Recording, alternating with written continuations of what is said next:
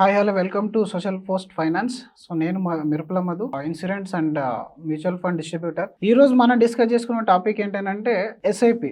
General గా మనమందరం SIP గురించి వింటాం. కాకపోతే చాలా మందికి అసలు ఎస్ఐపిలో ఎలాంటి ఫండ్స్ చూస్ చేసుకోవాలి, అసలు ఎంత టైం కోసం ఇన్వెస్ట్మెంట్ చేయాలి, రియల్ గా ఎస్ఐపి అనేది వెల్త్ బిల్డ్ చేస్తుందా, మరి లాస్ట్ 18 నుంచి 19-20 మంత్స్ లోపల ఎలాంటి రిటర్న్ అనేది మార్కెట్ చూడలేము, ఈ టైంలో ఎస్ఐపి మనం ఆపాలా లేదా ఎస్ఐపిని కంటిన్యూ చేయాలా, అసలు లాంగ్ టర్మ్ ట్రాక్ రికార్డ్ అనేది ఎస్ఐపిది ఎలా ఉంది, వీటిపైన డిస్కస్ అనేది చేసే ప్రయత్నం అనేది చేద్దాం. సో జనరల్గా మనం ఎస్ఐపి అనేది ఎందుకు స్టార్ట్ చేయాలి, మ్యూచువల్ ఫండ్స్లో కానీ మీ స్టాక్ మార్కెట్లో కానీ అసలు ఇన్వెస్ట్మెంట్ అనేది ఎందుకు చేయాలి అనే విషయం మనం బాగా క్లియర్గా అర్థం చేసుకునే ప్రయత్నం చేయాలి.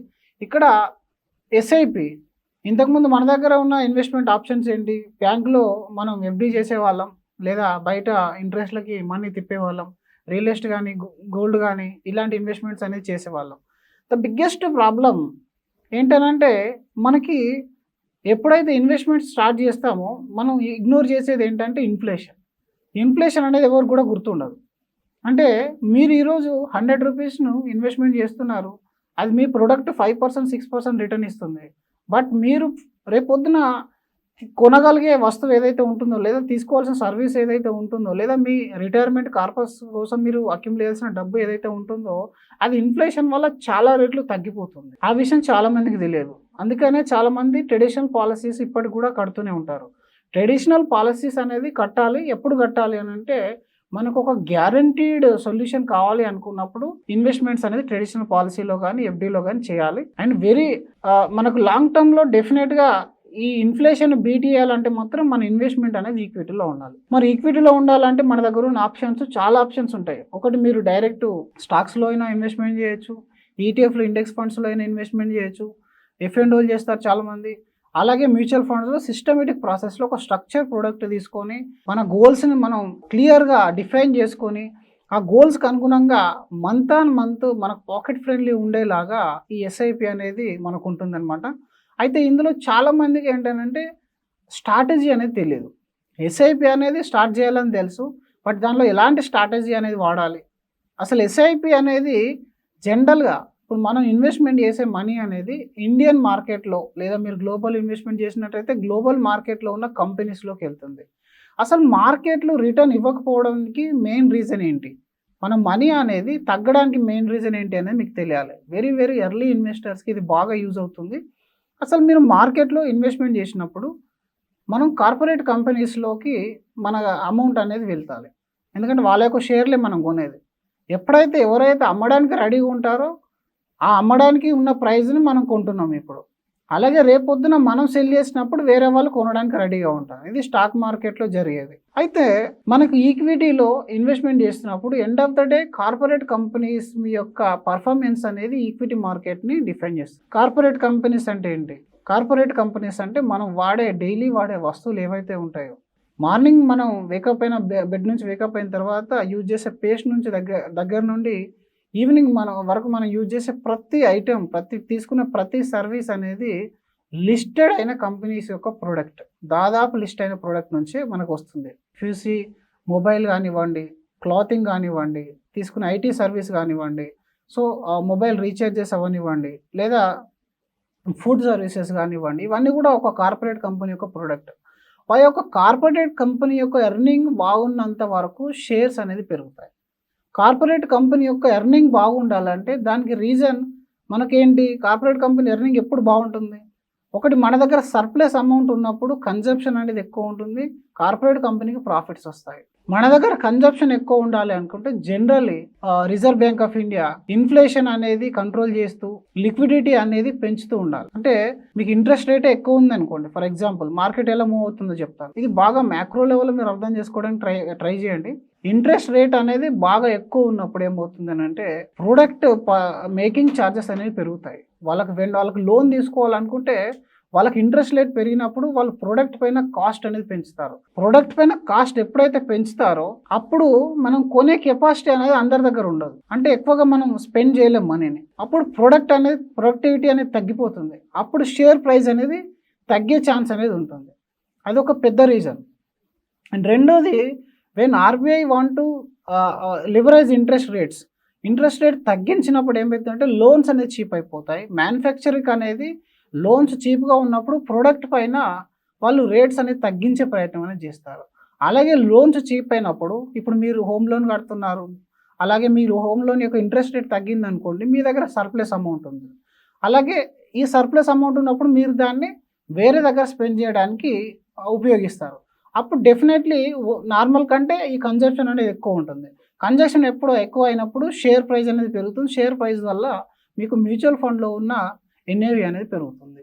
సో, ఇది మెయిన్ రీజన్ అన్నమాట. రెండోది బయట కొన్ని రకాల సెంటిమెంట్‌లు అలాగే కంట్రీలో కొన్ని రకాల సెంటిమెంట్ వల్ల కూడా టెంపరరీ సెల్లింగ్ అనేది చూస్తాం. అంటే మనం ఇన్వెస్ట్‌మెంట్ చేసే మ్యూచువల్ ఫండ్స్ ఏదైతే ఎక్కడైతే ఇన్వెస్ట్‌మెంట్ చేస్తాయో కంపెనీ షేర్స్ పైన వాటిలలో రిటైల్ ఇన్వెస్టర్సు, మ్యూచువల్ ఫండ్ మేనేజర్సు ఇంతే కాకుండా ఫారెన్ ఇన్వెస్టర్స్ కూడా ఇన్వెస్ట్‌మెంట్ చేస్తా ఉంటారు. సో, వాళ్ళు ఇన్వెస్ట్‌మెంట్ చేసి అప్పుడప్పుడు ఏం చేస్తారంటే ఓవర్ వాల్యూ అయిపోయినప్పుడు సెల్లింగ్ స్టార్ట్ చేస్తారు. అంటే ఆఫ్టర్ కోవిడ్ మీరు చూసినట్టయితే స్మాల్ క్యాప్, మిడ్ క్యాప్‌లో హై ర్యాలీ అనేది జరిగింది. అప్పుడు మార్కెట్ అనేది ఓవర్ వాల్యుయేషన్‌కి వచ్చేసింది. ఓవర్ వాల్యుయేషన్‌లో ఉన్నప్పుడు వాళ్ళు సెల్ చేస్తారు. వాళ్ళు సెల్ చేయడం వల్ల మీ యొక్క షేర్ ప్రైస్ అనేది తగ్గుతుంది. షేర్ ప్రైస్ అనేది తగ్గడం వల్ల ఎన్ఏవి అనేది తగ్గిపోయి మీ మ్యూచువల్ ఫండ్‌లో టెంపరరీ నెగెటివ్ రిటర్న్ అనేది మనం ఎక్స్‌పీరియన్స్ అయ్యే ఛాన్స్ అనేది ఉంటుంది. సో, ఇలా ఉన్నప్పుడు ఏంటనంటే మ్యూచువల్ ఫండ్స్‌లో మొదటి 3 సంవత్సరాలు డెఫినెట్‌గా మీ మార్కెట్‌లో మీ మనీ అనేది కొంచెం నెగెటివ్ కనబడే ఛాన్స్ అనేది ఉంటుంది.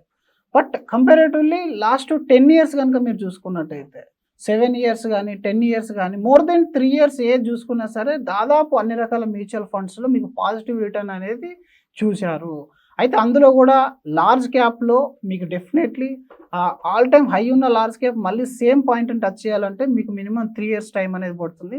అలాగే మిడ్ క్యాప్‌లో ఏదైతే ఆల్ టైమ్ హై రికార్డ్ మనం చూస్తామో same kind of all time హైని మళ్ళీ క్రాస్ చేయాలనుకుంటే మనకు 4-5 ఇయర్స్ టైం అనేది పడుతుంది.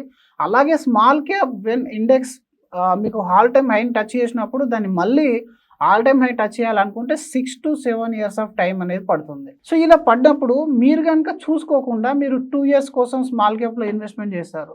Then you will experience negative return. So, అలాగే మీరు మీకు తెలియకుండా 6 మంత్స్‌లో మనీని తీసుకెళ్ళి లార్జ్ క్యాప్‌లో పెట్టారు. అప్పుడు you will experience negative return, you will book losses. So, అలాంటి లాసెస్ మనకు ఉండొద్దు అనుకుంటే మీరు ఏ పర్పస్ కోసం ఇన్వెస్ట్‌మెంట్ చేస్తున్నారు, ఎంత కాలం కోసం ఇన్వెస్ట్‌మెంట్ చేస్తున్నారు అనే విషయాన్ని బాగా అర్థం చేసుకున్న తర్వాత అప్పుడు మీ యొక్క రిక్వైర్మెంట్‌కు అనుగుణంగా ఉండే ఫండ్‌ని మీరు చూజ్ చేసుకునే ప్రయత్నం అనేది చేయాలి. అంతే ముందుగా ప్రతి ఒక్కరు డెట్ ఫండ్ నుంచి స్టార్ట్ చేయాలి. తర్వాత హైబ్రిడ్ ఫండ్ వరకెళ్ళాలి. ఆ తర్వాత మీరు లార్జ్ క్యాప్, ఫ్లెక్సీ క్యాప్ వరకు ఆగాలి. దాని తర్వాత మీరు మిడ్ అండ్ స్మాల్ క్యాప్‌లో వెరీ షార్ట్ పొజిషన్ అంటే తక్కువ అమౌంట్ అనేది ఇన్వెస్ట్‌మెంట్ చేయాలి. ఎందుకనంటే historically market has corrected even 60% in single calendar year. అలాంటి ఎక్స్‌పీరియన్స్ గనుక మనకు మళ్ళీ ఫ్యూచర్‌లో వచ్చిందనుకోండి మీ మనీ అంతా మీరు క్రియేట్ చేసిన మనీ అంతా కూడా వాష్ ఔట్ అయిపోయే ఛాన్స్ అనేది ఉంటుంది. కాబట్టి మీ గోల్ ఎంతుంది? ఎంత టైం ఉంది? అంటే ఫర్ ఎగ్జాంపుల్ చాలామంది రిటర్న్ ఇక్కడ ట్రాక్ చేస్తారు. Don't track returns. రిటర్న్స్ అనేటివి మీకు మీ పోర్ట్‌ఫోలియోని బిల్డ్ చేయలేవు. ఓన్లీ మీ ప్రాపర్ అలొకేషన్. మనం ఎంతవరకు లార్జ్ క్యాప్‌లో ఇన్వెస్ట్‌మెంట్ చేశాము, ఎంతవరకు గోల్డ్‌లో ఇన్వెస్ట్‌మెంట్ చేశాము, ఎంతవరకు ఇంటర్నేషనల్ ఈక్విటీలో ఇన్వెస్ట్‌మెంట్ చేశాము, ఎంతవరకు మల్టీ అసెట్‌లో మనం ఇన్వెస్ట్‌మెంట్ చేశాము. ఇది మీకు 90% ఆఫ్ వెల్త్‌ని క్రియేట్ చేస్తుంది. మంచి పర్ఫార్మెన్స్ అనేది ఓన్లీ 10% మాత్రమే. ఆ 10% కోసం మీరు అంటే మీరు పరిగెత్తిన రోజులు మీకు అది దొరకదు. కాబట్టి ఒక ప్రాపర్ డైవర్సిఫికేషన్ చేసుకున్న తర్వాత గోల్స్ సెట్ చేసుకోండి. Next 5 years, next 10 years, next 15 ఇయర్స్‌లో what you want to become in the stock market లేదా మీరు మీ యొక్క లైఫ్‌లో ఎక్కడికి వెళ్ళాలనుకుంటున్నారు, ఎలాంటి పోర్ట్‌ఫోలియో మీరు బిల్డ్ చేయాలనుకుంటున్నారు, అది మీరు పేపర్ పైన క్లియర్‌గా డిఫైన్ చేసుకున్న తర్వాత దాని రిలేటెడ్ ఇన్వెస్ట్‌మెంట్ ఫండ్స్‌ని మీరు సెలెక్ట్ చేసుకొని అప్పుడు స్టార్ట్ చేసినట్టయితే మీ పోర్ట్‌ఫోలియో అనేది ఎప్పుడు కూడా పాజిటివ్ రిటర్న్స్ అనేది ఇస్తుంది. అండ్ మీరు అబ్జర్వ్ చేసినట్టయితే హిస్టారికల్లీ ఎస్ఐపి యొక్క రిటర్న్ ఆఫ్టర్ 3 ఇయర్స్ నెగెటివ్ వెళ్ళే ఛాన్స్ అనేది వెరీ వెరీ లో ఉంటుంది లార్జ్ అండ్ ఫ్లెక్సీ క్యాప్‌లలో. అలాగే ఆఫ్టర్ 5 ఇయర్స్ మిడ్ క్యాప్‌లో అనేది నెగోషియబుల్ అసలు ఉండనే ఉండదు.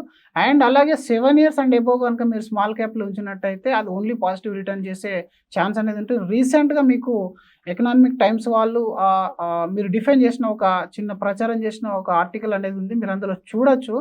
More than 12% more than 15 years ఎవరైతే ఉంటారో వాళ్ళు పాజిటివ్ రిటర్న్ తీసుకునే ఛాన్స్ అనేది 100కి 100% అనేది వాళ్ళు చూపించారు. దీనికి కారణం ఏంటంటే లాంగ్ టర్మ్‌లో ఈక్విటీ మార్కెట్ అనేది గ్రో అవుతుంది because of corporate company earning వల్ల. When corporate companies are earning very good long టర్మ్‌లో డెఫినెట్‌లీ ఎర్న్ చేయాల్సిందే. ఎందుకంటే సింపుల్‌గా నేను ఒక క్వెషన్ అడుగుతాను. By next 5 years or 7 years మన ఎక్స్‌పెండిచర్ అనేది పెరుగుతుందా? తగ్గుతుందా? అని మిమ్మల్ని అడిగారనుకోండి, ది స్ట్రెయిట్ ఆన్సర్ మీరు వితౌట్ థింకింగ్ పెరుగుతుందని చెప్తారు. But what is the reason for that hike? అలా పెరగడానికి ఒకే ఒక కారణం ఏంటనంటే కన్జంప్షన్ మాత్రమే. లేదా మనం ఎక్కువ మంది జనాభా ఎక్కువ ఉన్నప్పుడు ఏంటంటే సర్వీసెస్ ఎక్కువ అవసరం పడతాయి. కన్జంప్షన్ అనేది ఎక్కువ ఉంటుంది. ప్రీమియమైజేషన్ ఉంటుంది. ఒకప్పుడు మనం మొబైల్ వాడేవాళ్ళం. అందులో సింగిల్ సిమ్ ఉండేది. ఇప్పుడు సేమ్ మొబైల్ 2 సిమ్స్ వాడుతున్నాం. ఇంట్లో 4, 5 మెంబర్స్ మొబైల్ వాడుతున్నారు. What is the reason? ఇక్కడ నీడ్ అనేది క్రియేట్ చేయబడింది. నిజానికి అవసరం లేదు. అలాంటి నీడ్ క్రియేట్ చేయబడి ఒకప్పుడు మనం 15,000 రూపీస్ మొబైల్ వాడినట్టయితే ఈరోజు 1,50,000 రూపీస్ విలువ చేసి ఐఫోన్ వాడుతున్నాం. దానికి కారణం ఏంటంటే ప్రీమియమైజేషన్ ఇన్ ద ప్రొడక్ట్.